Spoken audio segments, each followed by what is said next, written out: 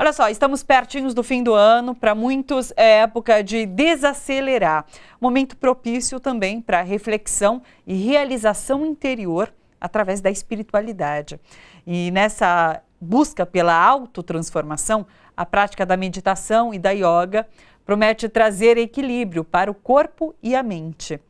Bom, sobre isso, para conversar sobre esse tema, estão aqui no estúdio o cientista social e professor de yoga, o Arthur Alves de Souza Pacheco, e o monge tântrico Dada Acharya Gyanananda Avaduta. Sejam bem-vindos. Muito agradecido. Muito obrigado. Acertei o nome. Acertou, bem cheio. Quando a gente fala sobre yoga, a gente até comentava, muitos dizem que é uma prática para quem é mais calmo, para quem tem essa tranquilidade, mas não, é para todo mundo, certo? Com certeza, yoga é para todo mundo, uma prática antiga, né, milenar. Ela entra na prática humana quando o ser humano quer compreender a si mesmo e seu meio ambiente. É essa questão de se compreender o meio ambiente dentro do qual ele vive e de todos. Ou seja, a yoga é muito mais do que um simples exercício, tem toda uma filosofia por trás. Sim, tem tudo uma pesquisa. A pesquisa começou há 15 mil anos. Ela foi andando, 7 mil anos atrás, apareceu um cara chamado de Shiva, aí ele sistematizou o yoga. O yoga e o tantra juntos, e você vem até hoje. Inclusive a parte que as pessoas falam Ayurveda, sim, a ciência da cura pela natureza, né? Também fazia parte. A ciência da dança, essas belas músicas que acabamos de ouvir agora, né? A escala do Re, Mi, Fá, Sol, La, Si, Do foi inventada pelo Shiva. Ele criou um monte de escalas, né? Um monte de escalas, e isso faz parte da cultura humana. Então o Tantra Yoga entra, na verdade, para revitalizar o ser humano na sua cultura, do nível mais simples, né, ao nível mais elevado da espiritualidade. E isso realmente é a busca da sociedade inteira, né? Sim. E para todos. Agora, Arthur, existem várias linhas da yoga, é um pouco disso que a gente está comentando. Tem muita diferença entre uma e outra? Bom, como o yoga tem 15 mil anos e mais ou menos 200 anos atrás começou a se popularizar no Ocidente, muitas questões de linguagem foram necessárias de ser adaptadas para nós, né? Sim. Então, várias linhas com vários tipos de enfoques foram adaptados e as linhagens nada mais são do que as diferentes professores, os diferentes gurus que criam abordagens próprias, específicas para alguma finalidade específica. Tem alguma diferença bastante contrastante entre a yoga oriental para a yoga ocidental? É difícil falar isso porque só existe um yoga. Sim, sim. O yoga é o caminho e a finalidade dessa busca pelo bem-estar dentro de si. E ele traz esse bem-estar? Olha, pela minha experiência, muito. Mudou bastante a sua vida? Mudou muito a minha vida. Quando você começou com a prática? Hoje em dia existem muitas pesquisas que falam sobre a questão da depressão, da ansiedade, sobrepeso, obesidade, insônia. Já tem muitas pesquisas que mostram como que as práticas, tanto físicas quanto psíquicas do yoga, que, sendo mais estrito, não só os asanas, né, o que é mais popularizado no Ocidente é parte do yoga, mas uma série de condutas chamadas os yamas e niyamas, as condutas éticas, estudos sobre a arte, sobre culturas mais elevadas, né, humanas. Tudo isso pode ajudar a gente a atingir um nível mais calmo da mente, né? Os princípios éticos eles podem ser ensinados mais dificilmente numa sala de aula, por isso que o yoga ele não é tradicionalmente, na origem dele, só uma escola onde você vai e faz um exercício de 1 hora. É uma relação de aprendizado contínuo que demora uma vida inteira. Não é uma coisa que você atinge numa pílula. O Acharya Gyanananda, por exemplo, é o meu Acharya, quem me ensina. Acharya, o que é? Acharya significa aquele que ensina pelo exemplo. Acharya é mostrar o caminho. Que é um professor. Um professor. Acharya. Sim, é um professor que só pode falar o que ele mesmo faz. Sim. Ele não pode ensinar o que ele não faz. Ou seja, ensina por isso ensinar pelo exemplo. Pelo exemplo, Ah, que exatamente. interessante. E essa é a noção, na verdade, que deveria ser nas academias, Sim. Nas escolas, porque os professores são como os pais. Os pais, os professores, os irmãos mais velhos, né, são os modelos dos mais novos, né, que estão acompanhando eles. E os mais novos aprendem do que você fala, não do que você fala, não. Agora você tem uma história super interessante. Você é nascido na África, você cursou Universidade de Engenharia, é isso mesmo? No Congo. E o que te levou para esse caminho da yoga e da meditação? O que me levou nesse caminho é uma situação observando o mundo, né? Nasci na África, no Congo, um país muito rico, extremamente rico, mas o povo é miserável, no sentido que você encontra escassez demais comparado à riqueza. Sim. E quando estudei, compreendendo mais, chegou na faculdade, começou a encontrar professores que eram ministros, essa coisa toda, entendi que o problema era na compreensão da sociedade humana, do ser humano mesmo. Né? O egoísmo latente, assim, muito forte, assim, a falta de consideração do próximo, a visão de um país até como um grupo de pessoas que formam uma família um pouquinho mais maior, isso tudo não tem. E a raiz fundamental é no fato que o ser humano nem se conhece a si mesmo.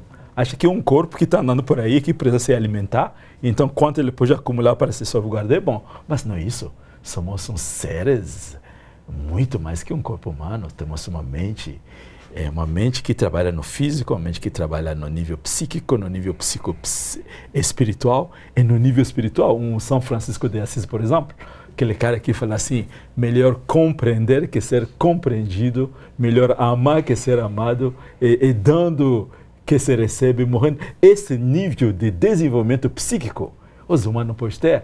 Então, eu compreendi que na educação faltou alguma coisa. Sim. Porque as universidades, as famílias, não capacitam os indivíduos para ser completamente seres humanistas no mínimo. Claro. Nem mínimo humanista. No tanto, nós falamos de não humanista. Significa um cara é humanista e acrescenta esse aspecto espiritual, ao ponto de ter o amor para as plantas, para os minerais, para os animais. Amor para todos, sem distinção de raça, de altura, de tamanho, de riqueza e tudo. E é possível buscar essa transformação através do yoga? Então, aí que entramos nesse assunto especial.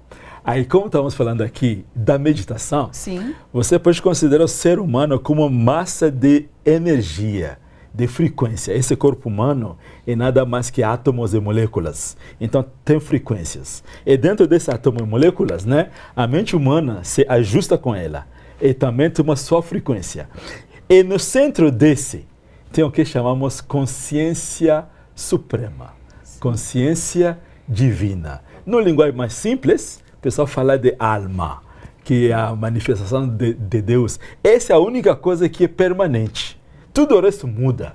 O corpo muda. Quando eu cheguei aqui, a minha barba era igualzinha dele, bem pretinho, bem bonitinho assim, né? Agora está branco, esse corpo está começando a envelhecer, a minha mente está começando a esquecer alguma coisa, está começando a ficar velho. Mas eu sou mesmo quando eu nasci, quando era jovem lá na faculdade, e continuo jovem hoje, não, a barba não pode enganar não, né? E quando você está com 200 anos, vou continuar sendo eu. Esse eu permanente, essa é a nossa identidade. Sim. E esse eu permanente, ele circula através do tempo, de lugares. E quando você medita, o que você faz? Você vibra, você cria uma frequência vibracional que vibra essa estrutura inteira a se harmonizar com essa sua essência. E naturalmente, você se transforma. Não tem como não se transformar. É científico. Claro. E o Arthur, como professor de yoga, é um pouco de querer passar esse aprendizado para fazer com que outras pessoas vibrem dessa forma e consigam transformar a sociedade? Existe essa vontade? É o que move a minha vida. Que nem ele estava falando dessa questão energética, vibracional, né? A linguagem que a gente estava falando do yoga se desenvolveu na Índia, em sânscrito, e se falava muito sobre vibração, o que hoje a física quântica começa a estudar sobre o universo, né? Como tudo é frequência, tudo é onda, tudo é vibração. Mas hoje em dia, também aqui no Ocidente, já tem várias pesquisas falando sobre como a meditação e os diversos tipos de meditação, cada um com uma profundidade maior, ajudam o córtex pré-frontal a ficar mais ativo. E é justamente a parte onde a gente desenvolve concentração, discernimento, uma mente mais racional e para de responder instintivamente aos estímulos sensoriais. Então, a meditação, como uma prática mais refinada, ajuda a ter muito controle sobre os órgãos sensitivos e órgãos motores. E os asanas, que é mais divulgado sobre o yoga, né, as posturas de yoga, Sim. elas ajudam os centros endócrinos, os plexos do corpo, o sistema nervoso, a ficar um pouco mais refinado para a sua mente conseguir, esse sentimento de eu, conseguir ficar mais evidente enquanto você medita. Eu fiquei hipnotizada pela parte teórica, mas acho que a gente podia falar um pouco da parte prática. Sim. Dá pra gente fazer alguma coisa, demonstrar alguma coisa que as pessoas que estão em casa também possam se inspirar a fazer? Sim. Como professor, Sim. também tenho que dar a dica de que sempre se procure alguém para se aprender fisicamente, né? Alguém que esteja ao vivo perto de você, porque fazer posturas, às vezes você pode se machucar, depende de cada corpo, tem alguma possibilidade ou uma impossibilidade de algum movimento, né? Claro. Mas tem alguns movimentos simples, a gente vai falar o Padahastasana, é um bom exercício. Sim. Sim. Eu acho excelente. Excelente. Sim. Podemos fazer aqui? É possível? O Arthur é um professor excelente, ele vai demonstrar o Padahastasana, Tá bom, né? e daí você vai explicando? Enquanto isso, você mesmo explica, né? Então vamos. Posso explicar? Então tá bom. Pra cá. Temos uma câmera específica ou ali, ó, pronto? Você também. Bom, Padahastasana, ele consiste... Primeiro, a gente fica em Tadasana, essa postura em pé. O ideal é que os pés estejam paralelos um ao outro e com a distância próxima à distância do seu quadril. Uma vez feito isso, a gente inspira, ergue os braços lateralmente, vira a palma das mãos uma em direção à outra, retém o ar por alguns instantes, expirando, o braço direito vai descer lateralmente, a palma da mão vai tocar a perna e vai deslizar pela perna, você vai fazer um movimento lateral. Tenta não ir para frente nem para trás com o busto, permanece sem ar por alguns instantes, que for confortável para você. Inspira. Ergue novamente esse braço. Expira, repete a mesma coisa para o outro lado. Novamente, alguns instantes sem ar. Quando está no lado, a perna oposta faz uma pressão contra o chão, ativando um maior alongamento na lateral do corpo. Inspira, ergue. Expira, vai fazer uma flexão para frente a partir da bacia. Então, o sacro ilíaco vai estar ativada, vai tentar descer as costas retas para frente. A testa em direção aos joelhos. Até onde der, né? Porque nem todo mundo tem essa flexibilidade. Já vou falar isso. Você tem razão. Inspira, flexiona um pouco os joelhos de novo para erguer.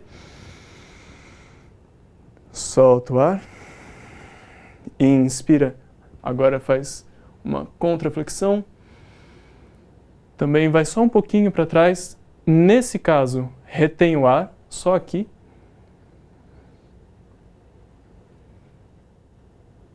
E novamente expira, desce, toca o chão e já inspira, sobe. Esse exercício ele deve ser repetido 4 vezes pelo menos. O ideal é ficar 8 segundos sem ar, quando vai para um lado, quando vai para o outro, quando vai para frente, quando vai para trás, para cá agora. E quando vai para trás, retém o ar 8 segundos. Daí só expira, desce, inspira, sobe. Cada pessoa vai ter uma amplitude do movimento. Por isso que eu falei, procura um professor. É sempre melhor ter alguém te instruindo, principalmente no começo, para você não se machucar. Então, o quanto que eu fui para um lado, o quanto que eu fui para o outro, é uma facilidade minha aqui, hoje. A sua facilidade pode ser menos e não tem nenhum problema. O principal ganho é a pressão que você faz nas suas suprarrenais, né, nas glândulas adrenais e no pâncreas. Essa pressão, essa contração nesse plexo nervoso, tem um sistema nervoso riquíssimo aqui, que no yoga é chamado de Manipura Chakra. Ele vai ser contraído e vai ser massageado por esses 4 movimentos. E isso ajuda a controlar a produção de cortisol. Então, quem é muito ansioso, muito estressado no trabalho, que nem hoje em dia a gente estava falando, né? As pessoas são instigadas a trabalhar e ficar estressadas. Ou seja, é um movimento que a gente pode fazer em qualquer parte do nosso dia. Então, pode ser durante o trabalho, eu paro ali uns minutinhos para fazer e traz essa calma, essa tranquilidade no nosso dia. Pode. É sempre bom lembrar também, por esse asana ser um asana que tem uma intensa contração dessa região da barriga, das vísceras abdominais, não é bom fazer depois de comer. Ótimo. Uhum. Ou depois de tomar muito líquido. Sim. Então tem que tomar esse cuidado.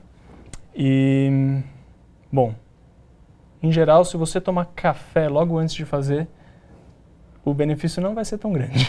Também, bom saber. Você estava comentando em relação à idade, a pessoa de qualquer idade pode começar a fazer yoga. Sim, por exemplo, o exercício que ele fez agora, ele solta estresse. Quando alguém levanta as mãos assim, ele elimina a depressão. Sim. A depressão tem tendência a encolher assim.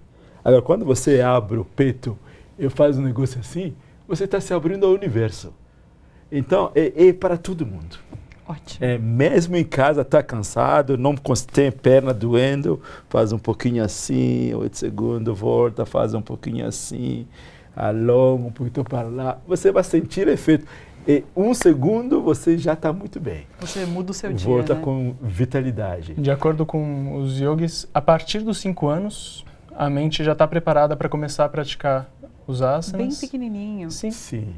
Interessante. Com uma diferença de até 12 anos, como as glândulas das crianças não são tão maduras ainda, Sim.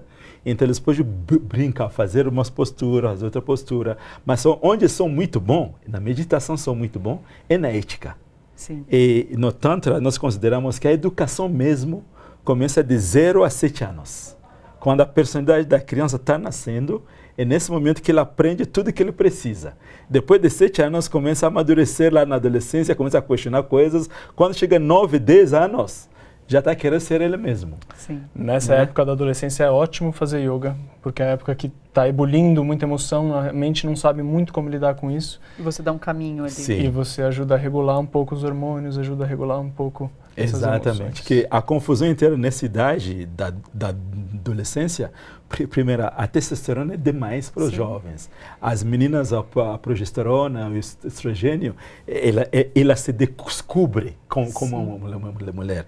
Então você arruma aquilo ali, ela continua sendo igual, mas com controle. Não sendo levado, mas ela levando. Essa é a diferença no yoga. Maestria de si é eu me conduzindo, eu fazendo o que eu quero. Não que a natureza cria, não imposições externas. E isso faz uma grande diferença nos humanos, né? Pessoal, maravilhoso. Agradeço muito a presença de vocês. Foi muito bacana o exercício, foi muito legal o papo. Muito obrigada pela presença de vocês aqui no Bom para Todos. Muito agradecido. Obrigada. Não se esquece de seguir as nossas redes sociais, é muito importante. Só assim você receberá as notificações e as novidades da TVT. É só acionar o sininho. Em todas as redes estamos como Rede TVT. Curte a gente!